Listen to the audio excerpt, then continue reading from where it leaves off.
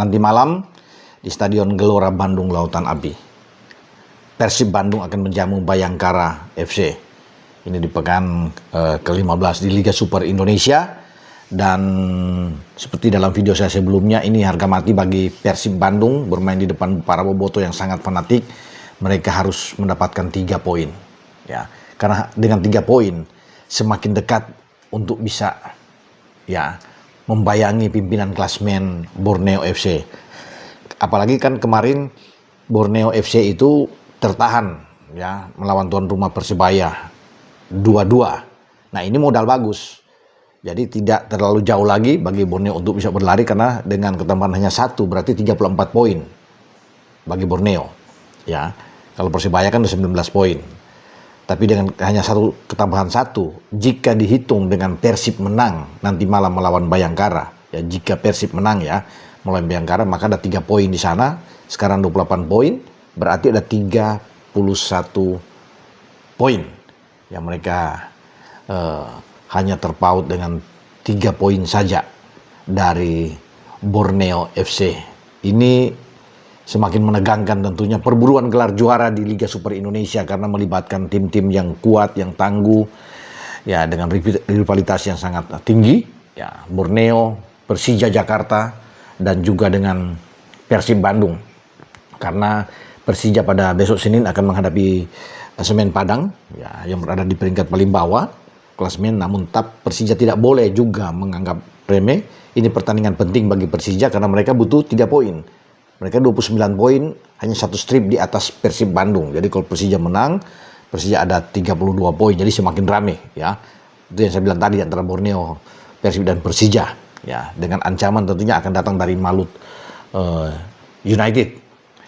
Oke, Persib akan bertarung melawan Bayangkara tanpa Frank Putros. Pemain asal Irak ini, atau pemain timnas Irak ini, itu kena akumulasi karena ada 4 kartu kuning kalau nggak salah yang sudah didapatkan, dan sehingga dia harus bisa istirahat untuk pertandingan melawan Borneo. Bukan cuma itu, Persib juga harus kehilangan Putros karena di pertandingan tanggal 27 Desember yang akan datang, itu akan menghadapi PSM Makassar di GBLA. Itu Putros juga tidak main karena dia kalau nggak salah dapat kartu merah juga itu pada September yang lalu melawan Arema Malang, di saat Persib menang dengan 1-2 main di Malang, sehingga Putros mengambil itu di pertandingan mungkin tanggal 27 melawan PSM Makassar. Tapi saya pikir tidak ada pengaruh apapun karena kedalaman skuad Persib kan ini boleh dibilang ini oke. Boyan Hodak sebagai pelatih pasti akan tahu apa yang harus dia lakukan terhadap Persib Bandung ketika tidak ada Frank Putros. Frank Putros ini bisa bermain di bek kiri, bek kanan, bahkan mungkin ke gelandang, bertahan juga dia masih bisa. Tapi di posisi belakang itu ada Eliano, masih bagus kalau bermain di fullback, karena sebelumnya kan Putros ini bermain di kanan, Eliano di kiri. Bisa juga Putros bermain di kiri, Eliano di kanan. Tapi dengan tidak ada Frank Putros berarti kesempatan itu bisa diambil oleh pemain muda kita. Kakang Rudianto misalnya bisa bermain di sana. Kan masih punya Robby Darwish yang sudah selesai tugas di SEA Games dan mereka berdua sudah kembali ke Bandung. Dan ini menjadi bagus bagi Persib karena punya 2 pemain muda yang bisa mengisi di posisi kanan. Karena sebelumnya juga kan Boyan Hodak pernah menempatkan juga Alfreana Dewangga juga bermain di sisi kiri.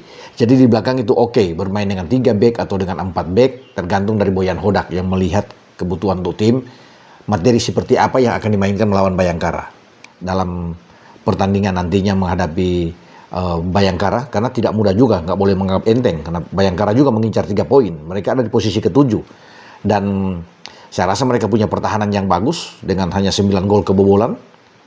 Walaupun Persib juga punya pertahanan yang oke karena baru 10 kebobolan, tapi ini akan menjadi ujian bagi lini serang Persib Bandung. Tapi dengan bola-bola umpan-umpan yang terukur, passing yang akurat yang dilakukan oleh Tom Hai, ini akan berbahaya tentunya untuk pertahanan Bayangkara, dan berharap sekali bahwa entah mau Ramon Tangke atau Andrew Jung yang bermain bisa menjebol gawang lawan, karena itu tugas dari pemain-pemain yang ada di depan dengan 2 flank yang harus dimaksimalkan, di mana Sadil dan Berginho ini lebih banyak melakukan manuver masuk ke pertahanan lawan untuk melakukan crossing ke kotak penalti, di mana di sana bisa disambut oleh Ramon atau mungkin dengan Andrew Jung, ya salah satu antara kedua pemain ini siapa yang akan dimainkan lebih awal, ya. Tapi tetap kekuatan Persib itu ada di tengah yang akan menjadi roh permainan mereka. Tom Hai, Mark Locke dan juga dengan Luko. Dan saya Bung Ropan.